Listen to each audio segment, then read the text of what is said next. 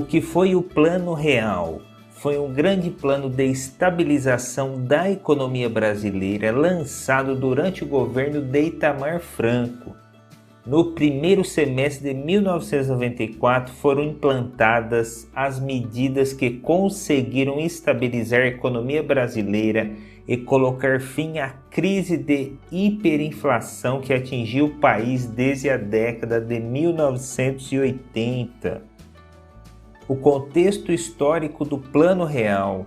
O Plano Real nasceu durante o governo de Itamar Franco, presidente do Brasil entre 1992 e 1994. Itamar Franco era um político mineiro que foi convidado por Fernando Collor de Mello a ser seu vice durante a disputa eleitoral em 1989. Apesar dos atritos de Itamar com Fernando Collor, a chapa sustentou-se e foi eleita para assumir a presidência do Brasil. Itamar Franco assumiu oficialmente a presidência em dezembro de 1992, quando Fernando Collor sofreu impeachment por conta dos escândalos de corrupção que estouraram nos 2 primeiros anos desse governo. Quando Itamar assumiu, a grande questão que mobilizava o país era o retorno da estabilidade econômica. Desde que o país tinha se redemocratizado, 5 grandes programas de estabilização da moeda tinham sido realizados. Esses programas voltavam-se para o problema que mais afetava o país, a inflação. Em 1993, a inflação no Brasil alcançou a marca de 2.000% e em 1990 ela havia sido de 6.800%.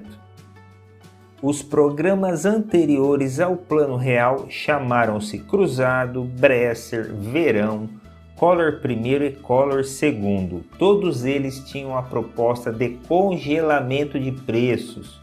E congelamento de preços não funciona. Para contornar o problema inflacionário como pauta comum e todos fracassaram, fazendo com que o problema persistisse no país. Esse foi o contexto propício para a entrada de Fernando Henrique Cardoso. Mas quem implantou o Plano Real? O Plano Real foi implantado durante o governo de Itamar Franco, antes de nomear FHC para a pasta da Fazenda. Itamar tinha tentado reverter a situação econômica com outros nomes, mas não houve sucesso. Em maio de 1993, Itamar resolveu chamar FHC, até então ministro das Relações Exteriores, para que ele assumisse o Ministério da Fazenda. Uma vez empossado na pasta, Fernando Henrique Cardoso começou a formar a sua equipe. O Plano Real foi implantado em etapas ao longo de 1993 e 1994. As mudanças propostas pela equipe de FHC rompiam com as medidas adotadas em outros governos e o plano gerou desconfianças, sobretudo politicamente. Foi necessário garantir o apoio do Congresso para que as principais medidas do plano fossem implantadas. O plano foi implantado em 3 etapas previstas pelo próprio FHC. A primeira fase foi o momento de estabilização das contas públicas. A segunda fase, o lançamento da Unidade Real de Valor, a URV, e a terceira fase foi o momento do lançamento efetivo do real, quando o plano foi aplicado. Porém, os resultados foram rápidos. No final de 1994, a inflação mensal já era de 1%, diferentemente de junho, que tinha sido de quase 50%.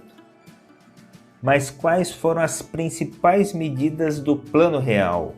O Plano Real foi dividido por FHC e sua equipe em 3 fases que progressivamente realizaram as medidas necessárias. A primeira mudança proposta visava a equilibrar as contas públicas. Assim, o governo traçou metas para reduzir os gastos públicos estabeleceram as privatizações como meta para aumentar a receita do Estado e reduzir os gastos. O governo também impôs uma série de aumentos em impostos, 5% nos impostos federais, e promoveu uma reforma no orçamento da União, fazendo com que determinados tributos ficassem desvinculados de destinações estipuladas pela Constituição de 1988. Com essa medida aprovada em Congresso, o governo ficou com a possibilidade de manejar livremente 20% dos recursos destinados a áreas como educação e saúde, por exemplo.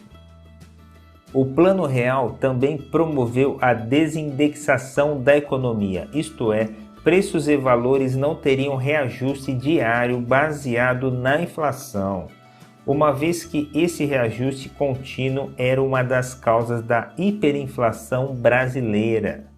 A proposta do governo foi desindexar a economia da inflação e indexá-la ao dólar, uma moeda estável. Foi incentivada a abertura econômica do país para que a área de serviços pudesse crescer e a indústria nacional pudesse modernizar-se. A ideia era fazer com que não faltassem mercadorias no mercado, com a estabilização da economia, evitar que os preços subissem novamente. Com isso, uma das medidas tomadas foi a redução das tarifas de importação, visando sobretudo a que a indústria pudesse modernizar-se. Por fim, as mudanças mais importantes e que ficaram marcadas foi a mudança de moeda proposta pela equipe econômica do governo de Itamar Franco. Em março de 1994 foi criado a Unidade Real de Valor, a URV, que faria a transição para o real ainda em 1994. A URV foi uma unidade de conta que, entre março e julho de 1994, estipulava os valores referenciais para a conversão do cruzeiro real para o real. Esses valores eram estipulados pelo próprio governo. O real foi efetivamente lançado em 1º de julho de 1994. Estipulou-se que um real equivaleria a uma URV, que por sua vez equivalia a 2.750 cruzeiros reais. Como citado, a sustentação da nova moeda aconteceu indexando-a ao dólar, o que garantia sua estabilidade e segurança. Para isso, o governo precisou aumentar as reservas cambiais e atraiu dólares para o país, uma vez que era necessário ter estoque de dólar para dar lastro ao real. O real mostrou-se uma moeda estável, uma vez que se sustentava na variação cambial do dólar. Como citado, o real e todo o plano que o sustentou conseguiu baixar a inflação do Brasil e em julho ela esteve abaixo de 10% e no final de 1994 ela já estava em apenas 1% por mês.